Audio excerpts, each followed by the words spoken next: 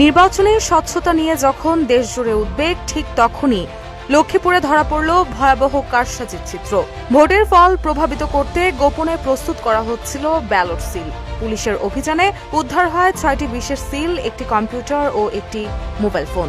এ ঘটনায় গ্রেপ্তার হন ব্যবসায়ী সোহেল রানা, জড়িয়ে পড়ে জামায়াত নেতার নামও।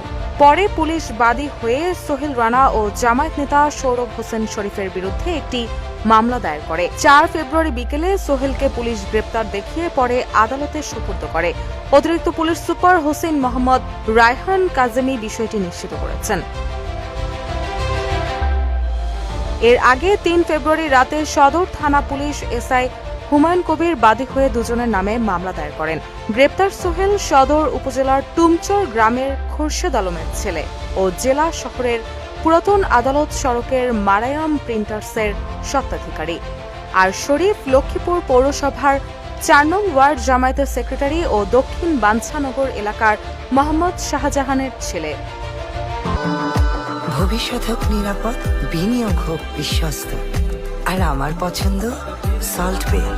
ওয়েলকাম টু সল্ট বে। পুলিশ জানায়, গোপন সংবাদের ভিত্তিতে মঙ্গলবার বিকেলে তার দোকান থেকে ১৬ ঘর বিশিষ্ট ৬টি ভোটের সিল, একটি কম্পিউটার ও একটি মোবাইল জব্দ করে। পরে তাকে আটক করে থানায় নিয়ে যায়। আটক করার পর তার তথ্যের ভিত্তিতে ও হোয়াটসঅ্যাপে কথোপকথন, ভয়েস মেসেজের প্রমাণের ভিত্তিতে জামায়াত নেতা শরীফকেও মামলার আসামি করা হয়। এদিকে সিল জব্দের ঘটনায় মঙ্গলবার রাতেই বিএনপি ও জামায়াত পাল্টাপাল্টি সংবাদ সম্মেলন করেছে। সংবাদ সম্মেলনে লক্ষ্মীপুর ৩ আসনের ধানের শীষে প্রার্থী ও বিএনপির যুগ্ম মহাসচিব শহীদ উদ্দিন চৌধুরী অ্যানিস সিলকান্ডের সঙ্গে জামায়াতের সংশ্লিষ্টতা সহ আটক সোহেলকে জামায়াতের কর্মী বলে দাবি করেন।